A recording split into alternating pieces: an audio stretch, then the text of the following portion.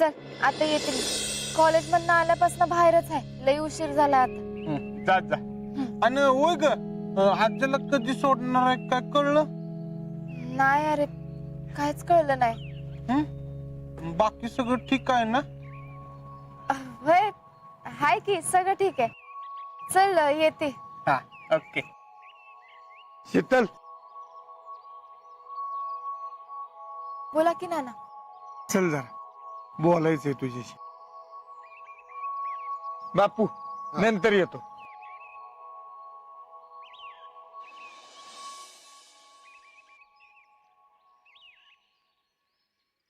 बस. काय नाना, काय म्हणताय? कुठं काय? काय नाही. काय झालं? सगळं ठीक आहे ना? नाही म्हणजे जरा टेन्शन मध्ये दिसताय तुम्ही. नाही नाही, सगळं ठीक आहे. कारखान्यात जरा धावपळ झाली ना, त्याच्यामुळे वाटतंय असं. आज तशी माझी बी जरा धावपळ झाली बघा. का ग? अहो काय नाही, ते कॉलेजला गेले होते. तिकडे सगळे मला ह्यांच्याबद्दल विचारत होते आणि एक पत्रकार बी आले होते. त्यांनी माझी मुलाखत घेतली आणि त्याचा तर व्हिडिओ बी आलाय. आताच राहुल्या दाखवत होता आणि म्हणतो कसा, तू तर लई फेमस झालीस. होय, चांगलंय की. बाकी अजिंक्यची तब्येत कशी आहे आता? आहेत की बरे, बोलले मी त्यांच्याशी. तसं जास्त वेळ बोलता येत नाहीत. त्यांना पिसा डॉक्टर आहेत ना, त्यांनी सांगितलंय. अगं बरोबरच आहे. आता त्यांना आराम मिळाला पाहिजे. त्यांची व्यवस्थित काळजी घ्यायला पाहिजे आपण. बाकी घरातले सगळे काळजीने बेजार झालेत. अगं तुझी आई तर आजारी पडली, पण आता तू सांगितलंस ना काय काळजी करायचं कारण नाही म्हणून, हे बरं झालं बघ. पण जीवावरच बेतलं होतं ना. नाना काय? नाही, काय नाही. अगं असं का करतेस? नाना तुम्ही कोणाला काय सांगणार नाही? नाही सांग. काय झालं? अहो यांच्यावरचा धोका अजून पूर्णपणे टळला नाही नाना. म्हणजे आता यांची बॉडी औषधांना कशी रिस्पॉन्स करते त्यावर आहे सगळं. म्हणजे यांच्या रिकव्हरीवर. आणि त्यांची रिकव्हरी लवकरात लवकर व्हावी म्हणून आपणच प्रयत्न केले पाहिजेत. आपण त्यांना मानसिक आधार दिला पाहिजे, तरच ते परत उभे राहतील. नाना हाताला लई मोठी दुखापत झाली.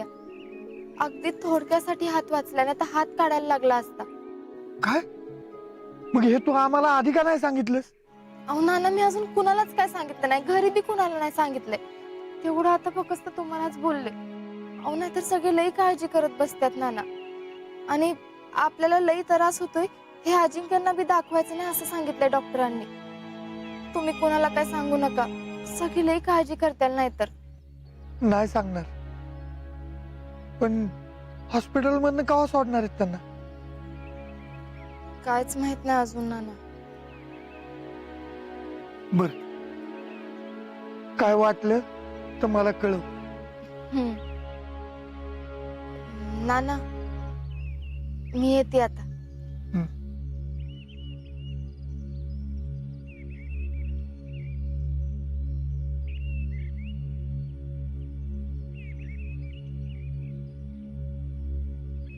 नाना तुम्ही बी लई काळजी करत बसू नका. सगळं ठीक होईल. येते.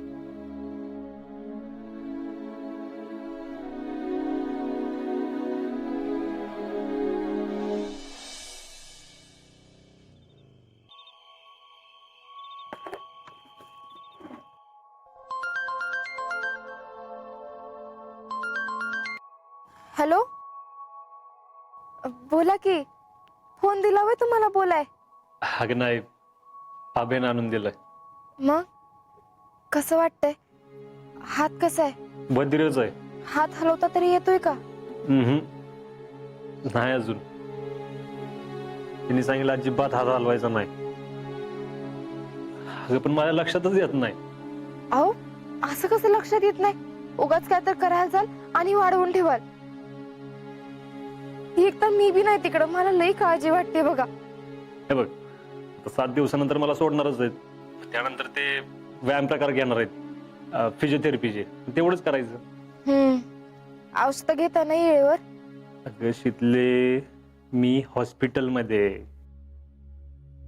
इथं नर्स सगळं आणून देतात मला. औषध, इंजेक्शन आणि सगळं. इंजेक्शन आणि कसलं? आता मला काय माहिती शितले, आणून देतात एवढं माहिती आहे. आणि असं अजून 4 दिवस चालणार. अजून थकवा आहेच का?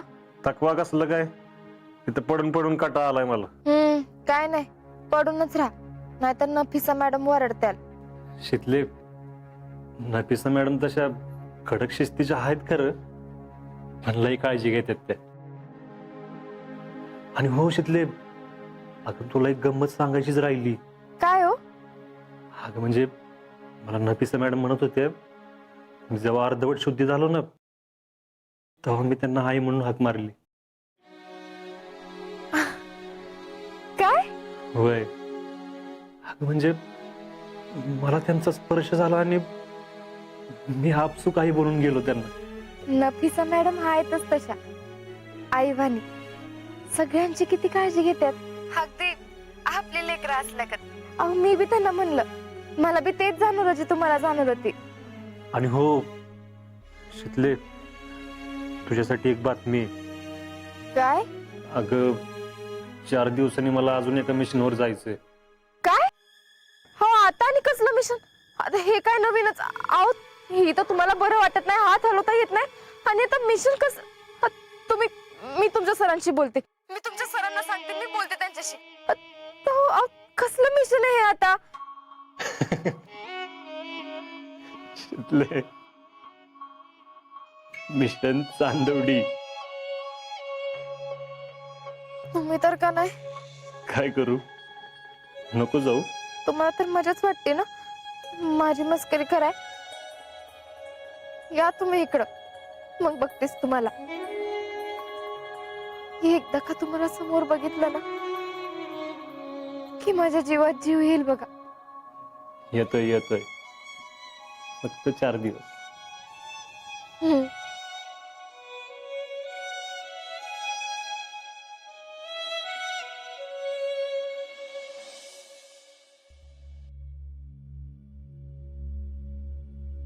नाना,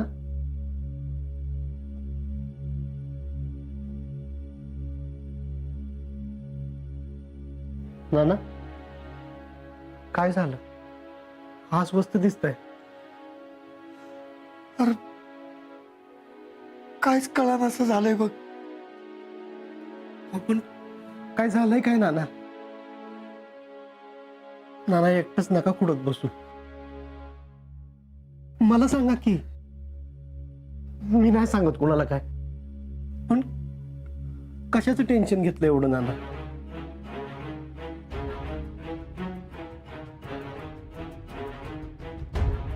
मगाशी येताना शीतलला भेटलो, तेव्हा ती म्हणाली की काय?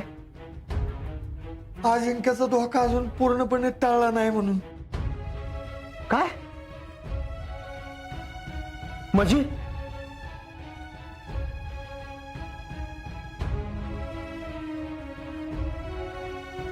म्हणजे आता सगळं रिकव्हरीवर अवलंबून आहे.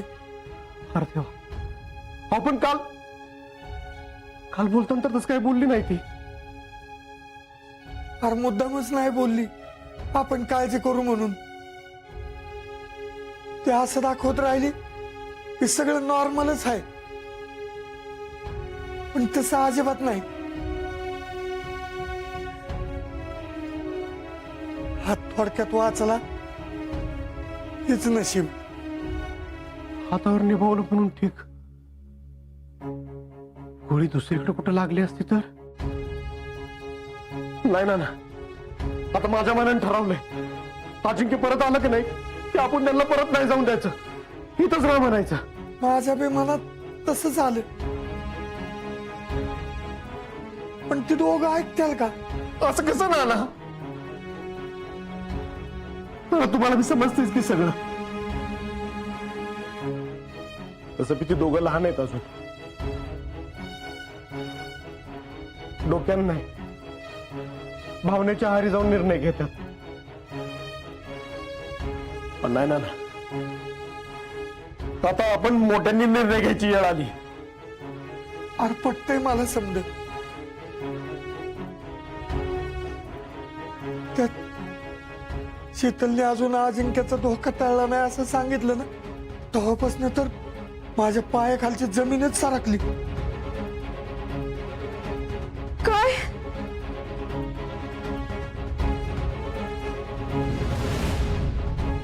अजिंक्यच्या जीवाला धोका आहे? तू शांत हो, ये, बस ये. अगं ते होत्याला बरे, तू नका काळजी करूस, बस. नाही नाही, आता मी कुणाचं काय बी ऐकणार नाही.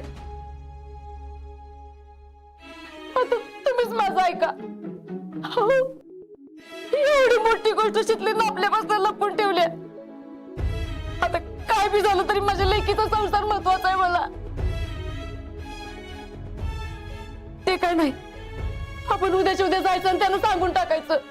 अगं पण हे बघा, तुम्हाला जमत नसलं तर तसं सांगा, मी जाऊन सांगते. पण उद्याच्या उद्या त्यांच्या घरला जायचं म्हणजे जायचं.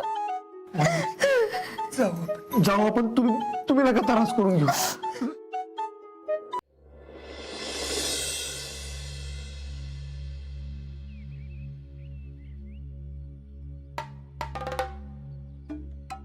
काय काय झालं? वा ग वा, आणि वर आम्हालाच विचार काय झालंय म्हणून. काय हो प्रेसिडेंट, काय मॅटर आहे? काय माहिती. शितले काय ग? अगं आजवर तुला मी सुनेसारखं नाही, पोटच्या लिकीसारखी सांभाळी, तू मला म्हातारीला अंधारात ठेवलीस काय ग? अहो जीजी, तुम्ही असं तुम्ही एवढं कशाला चिडलाय? शीतल, आज अजून बी नीट बरा नाही झाला, हे कशाला लपवलंस आमच्यापासून? अगं त्याच्या जीवाचा धोका टळला नाही हे का नाही सांगितलं?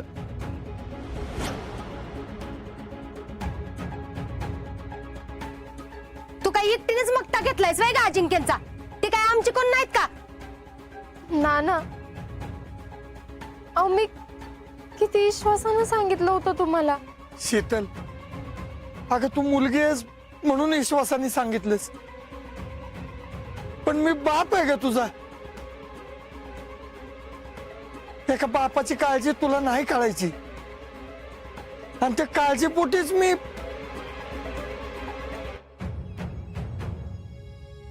शीतल, अगं जे काय ते सांगून टाकायचं ना, लपून कशाला ठेवायचं? हो मामा, तुम्ही सगळे लई काळजी करत बसला होता, आणि म्हणूनच जीजी, अहो तुम्हाला बी मी म्हणूनच नाही सांगितलं. बाकी दुसरं काय बी हेतू नव्हता माझा. अगं पण म्हणून काय लपून ठेवायचं का? आम्ही निवांत झालो का नाही त्याच्यामुळं? आता असं वाटलं बरं झालं बाई, अजिंक्य आता बरे होते, आता काय बी काळजी करायचं कारण नाही.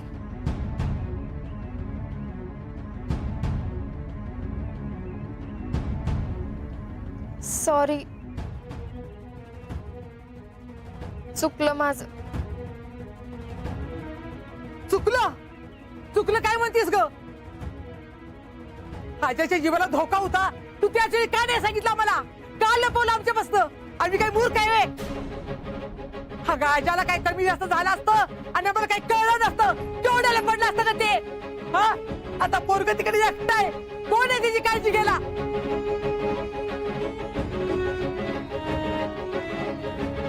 शितले, तुझी की नाही हीच गोष्ट आवडत नाही मला. सगळ्या गोष्टीला असं वागतीस. उषा, अगं नको चिडचिड करूस. मग काय करू? शीतल, अगं माझी तरणीसाठी लेख भरल्या संसारात नाही केली, पाठोपाठ जावाई बी गेला. अगं ते दुःख मी कसं पचवलंय ते माझं मलाच ठाव. अगं माझी लेकर गुणी साधी पोळी होती ग. देव त्याला का घेऊन गेला ते त्याच त्याला ठाव.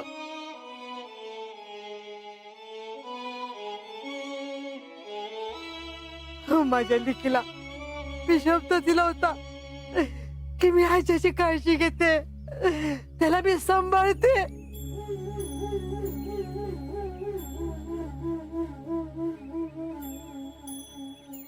अगं माझ्या आजाला काही कमी जास्त झालं तर मी स्वतःला आयुष्यभर नाही माफ करणार ग. हो जीजी असं काय नाही. अगं चिजे असं कसं बोलतेस तू? रडू नको, शांत हो, डोळे पुस बरं. होय जीजी, तुम्ही असं नका बोलू. अहो अजिंक्य होत्याल बरे. मला काही म्हातारीला कळत नाही बाई. आजाचा हात नाहीच बरा झाला तर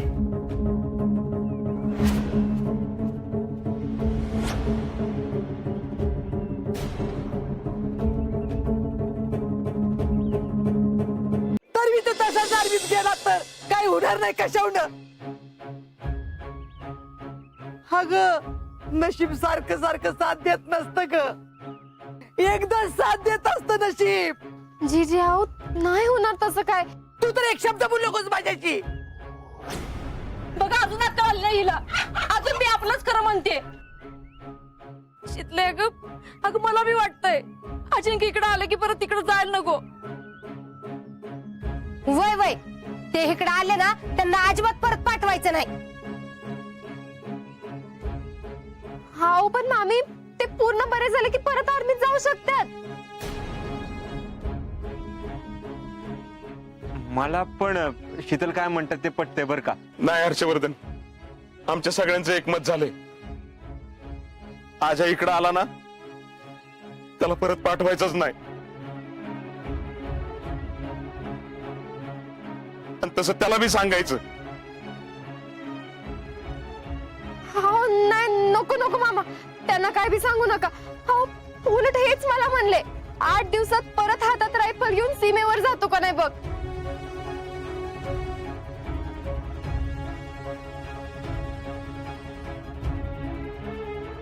आणि तुम्ही असं त्यांना म्हणलात तर हो खचून जातील ते. शितले, उगाच भावनेच्या भरात जाऊन अजिंक्य म्हणतात म्हणून त्यांच्या होत हो मिसळू नकोस. जरा वास्तवात जग. अगं आपलं नशीब 1 इंच बरानं गोळी अलीकडे लागली म्हणून हातावर निभावलं, नाहीतर काय झालं असतं कल्पना पण करवत नाही.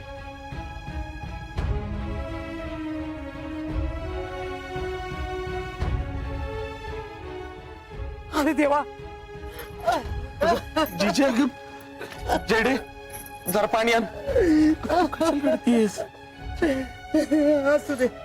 असू दे मी बरी आहे. अंगात तू बाहेर गेल्यासारखं झालं होतं, हातपाय गळालेत बघ माझं. पण ते काय नाही. आता मी म्हणते तू शेवटचा शब्द माझ्या मेले माताची शेवटची इच्छा समजा पाहिजे तर. अहो जीजी अहो काय पण काय बोलताय तुम्ही. काय समजायचं ते समज, पण आता आजा आल्यावर परत त्या आर्मीत जाणार नाही म्हणजे नाही.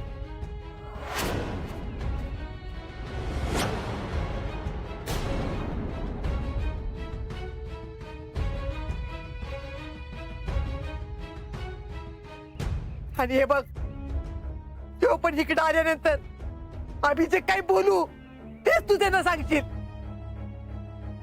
हे बघ आजा आला ना की त्याला सांगू आपण तसं. हा तुझं ऐकल की तो. घे पाणी घे. अजिंक्य 4 दिवसांनी हॉस्पिटल मधून बाहेर पडणार, इकडे येणार आणि घरातले त्यांना परत जाऊ देणार नाहीत. त्यांना सहनच होणार नाही. काय करावं मलाच माझं कळना झालंय. अजिंक्यनी परत आर्मीत जावं की आर्मी सोडून इकडं गावाकडेच थांबावं.